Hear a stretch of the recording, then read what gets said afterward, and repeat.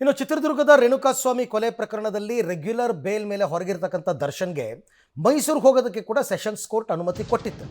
ಆ ಅನುಮತಿ ಇಂದಿಗೆ ಅಂತ್ಯವಾಗ್ತಾ ಇದೆ. ಜನವರಿ 5ರ ಒಳಗೆ ನೀವು ವಾಪಸ್ ಬರಬೇಕು ಅಂತ ಹೇಳಿದರು. ಸೊ ಹಾಗಾಗಿ ನಾಳೆ ಬೆಂಗಳೂರಿಗೆ ವಾಪಸ್ ಆಗ್ತಾ ಇದ್ದಾರೆ ಆರೋಪಿ ದರ್ಶನ್. ಜನವರಿ 5ನೇ ತಾರೀಕು ತನಕ ಅನುಮತಿ ಕೊಟ್ಟಿತ್ತು ಸೆಷನ್ಸ್ ಕೋರ್ಟ್. ಅವ್ರು ಹೇಳಿದರು ಮೈಸೂರಿನಲ್ಲಿ ನಮ್ಮ ತಾಯಿ ಇದ್ದಾರೆ, ಅವರಿಗೆ ವಯಸ್ಸಾಗಿದೆ, ಅವ್ರನ್ನ ನೋಡ್ಕೋಬೇಕು ಅಂತೆಲ್ಲ ಹೇಳಿದರು. ಹಾಗಾಗಿ ಅನುಮತಿಯನ್ನು ಕೊಟ್ಟಿತ್ತು. ಈಗ ಅನುಮತಿ ವಿಸ್ತರಣೆಗೆ ಮನವಿ ಸಲ್ಲಿಸೋದಕ್ಕೆ ವಕೀಲರ ಜೊತೆ ಚರ್ಚೆ ಮಾಡಿದಾರಂತೆ. ನಾಳೆ ಇನ್ನೂ ಕೆಲವು ವಾರಗಳ ಕಾಲ ವಿಸ್ತರಣೆಗೆ ಅನುಮತಿ ಕೋರಿ ಅರ್ಜಿ ಸಲ್ಲಿಸುವ ಸಾಧ್ಯತೆ ಇದೆ.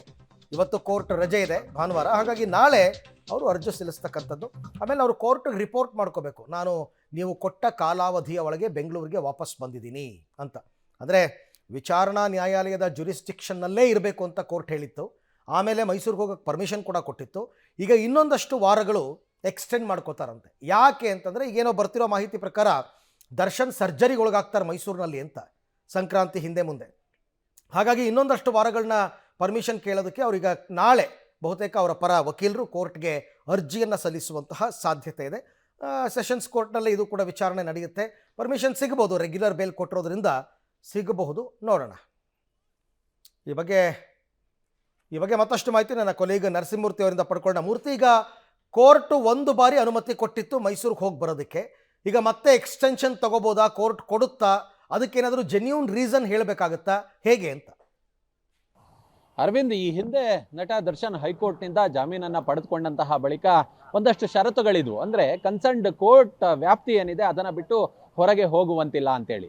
ಹೀಗಾಗಿಯೇ CCH 57ರ ನ್ಯಾಯಾಧೀಶರ ಮುಂದೆ ದರ್ಶನ್ ಅರ್ಜಿಯನ್ನ ಹಾಕೊಂಡಿದ್ರು. ಮೈಸೂರಿಗೆ ಹೋಗಬೇಕು, ಅಲ್ಲಿ ಸೆಕೆಂಡ್ ಒಪಿನಿಯನ್ ಅನ್ನ ಕೇಳಬೇಕು, ಮತ್ತೆ ತೋಟದಲ್ಲಿ ಒಂದಷ್ಟು ಪ್ರಾಣಿ ಪಕ್ಷಿಗಳಿದಾವೆ, ಅವುಗಳ ಆರೈಕೆಯನ್ನ ಮಾಡಬೇಕು ಅನ್ನೋ ನಿಟ್ಟಿನಲ್ಲಿ ಕೇಳ್ಕೊಂಡಿದ್ರು. ಹೀಗಾಗಿಯೇ 2 ವಾರಗಳ ಕಾಲ ಮೈಸೂರಿಗೆ ಹೋಗೋದಕ್ಕೆ ಅವಕಾಶವನ್ನ ಮಾಡಿಕೊಡಲಾಗಿತ್ತು. ಅದು ಇವತ್ತಿಗೆ ಕೊನೆ ದಿನ. ಇವತ್ತು ಜನವರಿ 5ನೇ ತಾರೀಕಿನವರೆಗೂ ಕೋರ್ಟ್ ಆ ಒಂದು ಆದೇಶವನ್ನ ಕೊಟ್ಟಿತ್ತು, ಅಷ್ಟರವರೆಗೆ ಮೈಸೂರಿಗೆ ಹೋಗಬಹುದು ಅಂತೇಳಿ. ಹೀಗಾಗಿಯೇ ಬಹುತೇಕ ಇವತ್ತು ಸಂಜೆಯ ಒಳಗಾಗಿ ದರ್ಶನ್ ಬೆಂಗಳೂರಿಗೆ ವಾಪಸ್ ಆಗಬೇಕು. ಬಹುಶಃ ನಾಳೆ ಬೆಂಗಳೂರಿನಲ್ಲಿ ಇದ್ಕೊಂಡೆ ಅವರ ಪರ ವಕೀಲರ ಮೂಲಕ ಮತ್ತೆ ಕೋರ್ಟ್ಗೆ ಅರ್ಜಿಯನ್ನ ಸಲ್ಲಿಸಿ ಈಗ ಸಂಕ್ರಾಂತಿಯ ವೇಳೆಗೆ ಸರ್ಜರಿಗೆ ಒಳಗಾಗೋದಕ್ಕೆ ತೀರ್ಮಾನವನ್ನ ಮಾಡ್ಕೊಂಡಿದ್ದೀವಿ. ಹೀಗಾಗಿ ಅದರ ಒಂದಷ್ಟು ಪೂರ್ವಭಾವಿ ಕೆಲಸಗಳಿರ್ತವೆ. ಹೀಗಾಗಿಯೇ ಮತ್ತೆ ಮೈಸೂರಿಗೆ ಹೋಗೋದಕ್ಕೆ, ಮೈಸೂರಿನಲ್ಲೇ ಸರ್ಜರಿಗೆ ಒಳಗಾಗಬೇಕು ಅನ್ನೋ ನಿಟ್ಟಿನಲ್ಲಿ ಕುಟುಂಬ ತೀರ್ಮಾನವನ್ನ ಮಾಡಿರೋದ್ರಿಂದ ಮತ್ತೆ ಮೈಸೂರಿಗೆ ಹೋಗೋದಕ್ಕೆ ಅವಕಾಶವನ್ನ ಮಾಡಿಕೊಡ್ಬೇಕು ಅನ್ನೋ ನಿಟ್ಟಿನಲ್ಲಿ ಅರ್ಜಿಯನ್ನ ಹಾಕಿಕೊಳ್ಳುವ ಸಾಧ್ಯತೆ ಇದೆ. ಆ ಬಳಿಕ ಮಾನ್ಯ ನ್ಯಾಯಾಧೀಶರು ಇವರ ಮನವಿಯ ಮೇರೆಗೆ ಯಾವ ರೀತಿಯ ಆದೇಶವನ್ನ ಕೊಡ್ತಾರೆ ಅನ್ನೋದನ್ನ ಕಾದ್ ನೋಡ್ಬೇಕಾಗುತ್ತೆ. ಸದ್ಯಕ್ಕೆ ಇವತ್ತಿಗೆ ಅವರ ಮೈಸೂರಿನ ವಾಸ್ತವ್ಯದ ಅವಧಿ ಏನಿದೆ ಅದು ಮುಗಿದಿದೆ. ಹೀಗಾಗಿ ಸಂಜೆ ವೇಳೆಗೆ ಅವರು ಬೆಂಗಳೂರಿಗೆ ವಾಪಸ್ ಆಗ್ಬೇಕಿದೆ. ಥ್ಯಾಂಕ್ ಯು, ತಮ್ಮೆಲ್ಲ ಮಾಹಿತಿಗೆ ಧನ್ಯವಾದ. ಬಟ್ ಕೋರ್ಟ್ ಅರ್ಜಿ ಸಲ್ಲಿಸಲೇಬೇಕಾಗುತ್ತೆ. ಕೋರ್ಟ್ ಪ್ರತಿ ಬಾರಿ ಅಂದರೆ ಈಗ ಬೇಲ್ ಕೊಟ್ಟಿರೋದ್ರಿಂದ, ಬೇಲ್ ಮೇಲೆ ಇರೋದ್ರಿಂದ ಕೋರ್ಟ್ ಪ್ರತಿಯೊಂದಕ್ಕೂ ಕೋರ್ಟ್ಗೆ ಹೋಗಬೇಕಾಗತ್ತೆ. ಈಗ ಅವರು ಪಾಸ್ಪೋರ್ಟ್ ಕೂಡ ವಾಪಸ್ ಇಸ್ಕೋಬೇಕು, ಫಾರಿನ್ನಲ್ಲಿ ಶೂಟಿಂಗ್ ಮಾಡಬೇಕು ಅಂತೆಲ್ಲ ಇದೆ, ಅದಕ್ಕೂ ಕೋರ್ಟ್ ಪರ್ಮಿಷನ್ ತೊಗೋಬೇಕು. ಕೋರ್ಟು ಹಂತವಾಗಿ ವಿಚಾರಣೆ ನಡೆಸ್ತಾ ಅದಕ್ಕೆ ಪೂರಕವಾದ ಪರ್ಮಿಷನ್ಸು ಕೊಡಲೂಬೋದು, ಕೊಡದೇನೂ ಇರ್ಬೋದು.